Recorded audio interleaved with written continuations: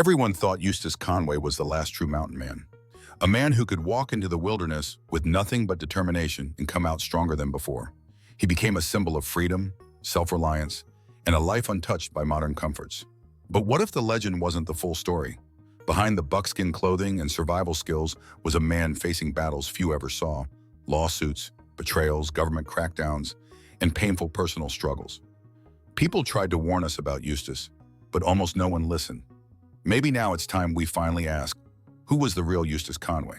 Long before television cameras followed his every move, Eustace Conway had already built a reputation that bordered on mythical. He walked the entire Appalachian Trail, a journey of over 2,000 miles, dressed in little more than a loincloth.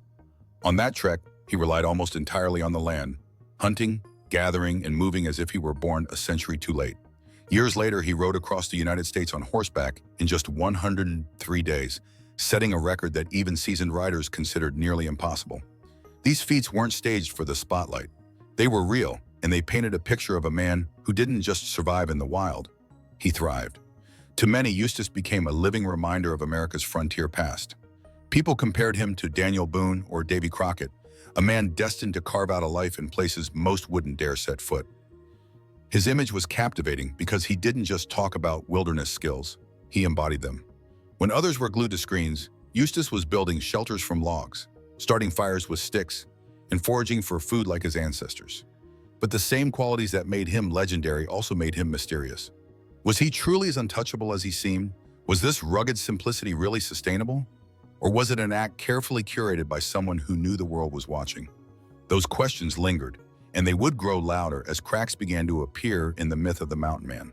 Eustace's vision wasn't just about personal survival. It was about creating a living example of how humans could reconnect with the land. That vision became Turtle Island Preserve, his wilderness haven in North Carolina. Visitors expected an escape into romantic adventure, nights by the fire, freedom under the stars, and the thrill of living simply. But once they arrived, reality often hit like a hammer. Life at Turtle Island was raw, demanding, and unforgiving. Days started early with chores most modern people had never experienced. Students hauled manure, chopped endless wood, and worked under Conway's strict guidance. Food was plain and scarce, the winters were brutal, and the constant swarms of insects tested even the toughest spirit. The image of adventure quickly gave way to blistered hands, sore backs, and exhaustion. What many thought would be a retreat into freedom often felt like grueling labor under the watchful eye of a man who demanded absolute commitment. Eustace's discipline extended into his personal life too. Romantic partners were drawn to the idea of loving a man who embodied nature itself, but almost all left, unable to endure the relentless hardships of his world. What sounded like adventure in stories often became isolation, scarcity, and an endless cycle of survival. The myth of Turtle Island was that it was paradise. The reality was that only the strongest, most dedicated people could handle it. And for many who came eager to learn, their dreams were crushed within days. But Eustace's greatest challenges weren't only with students, they soon came from the outside world.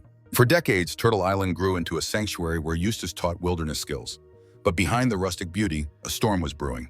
In 2012, county officials arrived unannounced, responding to complaints about unapproved construction. What they found shocked them. Cabins, barns, kitchens, and even outhouses had been built without permits.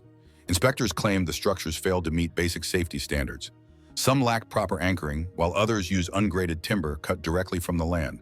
The county attorney delivered an ultimatum: bring everything up to code, hire an expert to prove safety, or tear it all down. For Eustace, it wasn't just about buildings, it was about survival of his dream. To him, Turtle Island represented real life. The government's regulations represented a plastic imitation. He asked, how could primitive living be taught in modern cookie-cutter buildings? The clash wasn't just legal, it was philosophical. The dispute escalated quickly. Officials called the site a hazard. Supporters called the crackdown an attack on freedom. Letters poured in accusing the county of targeting a man for simply living differently. Petitions questioned whether the government was angry because someone dared to survive without them. It became a statewide controversy. Politicians even intervened, passing a law that exempted primitive camps from many modern codes. With that, Turtle Island reopened. But the battle revealed something deeper. Eustace's dream was fragile, always one step away from collapse. And if lawsuits and inspectors weren't enough, his biggest warning had already arrived years earlier in the form of tragedy. Long before Turtle Island faced shutdowns, Eustace dealt with an incident that would haunt him for years. In 2005, Kimberly Baker, a 28-year-old visitor, joined a retreat at the preserve. During orientation, a staff member demonstrated how to use a traditional sling to hurl stones. But in a single misstep, the stone shot backward, striking Baker in the eye. The damage was irreversible. She permanently lost vision in her right eye. What followed was a nightmare of lawsuits. Baker sued Conway and his staff, eventually winning settlements totaling hundreds of thousands of dollars. For Conway, who lived without traditional wealth, the financial burden was crushing. He had to mortgage part of his land just to pay the damages. By 2012, as cameras rolled for mountain men, the legal fallout was still unfolding. The accident raised difficult questions. Was Turtle Island truly safe? Was Eustace's vision noble or reckless? Supporters insisted it was a tragic accident. Critics said it exposed dangerous negligence. For a man who prided himself on teaching survival skills, the lawsuit revealed an irony. His sanctuary, meant to reconnect people with nature, had left one visitor permanently scarred. The case became one of the first real cracks in his image as untouchable. Yet despite the controversy, Eustace pressed forward, and soon his life would take an unexpected turn, one that pushed him into the spotlight of millions. But with fame came a new kind of contradiction, one that threatened to unravel everything he claimed to stand for. When the History Channel launched Mountain Men in 2012, Eustace Conway was suddenly a household name. Millions tuned in to watch him chop wood, ride horses, and live off the land. To viewers, he was proof that freedom from modern life was still possible.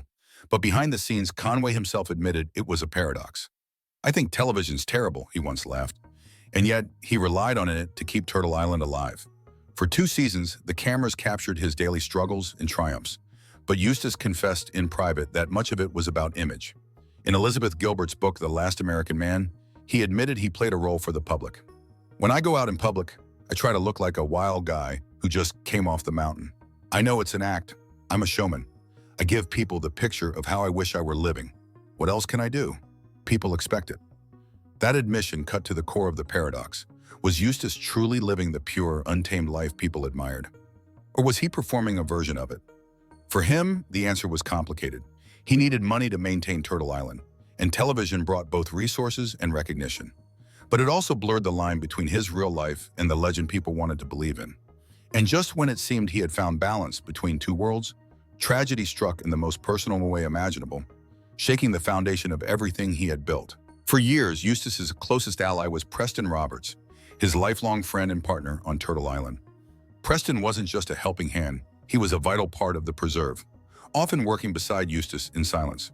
Their bond forged in sweat and hardship. But in 2017, tragedy struck when Preston passed away after a brief illness. The loss devastated Conway. Beyond the personal grief, it also meant the weight of Turtle Island now rested entirely on his shoulders. Maintaining the preserve had always been a struggle, but without Preston, the labor and responsibility doubled. For a man already fighting legal battles, financial strain, and the pressure of public expectation, the blow was enormous. Viewers of Mountain Men saw glimpses of this pain. Eustace carried on, chopping wood, teaching students, and speaking about resilience. But those who knew him said he was never quite the same.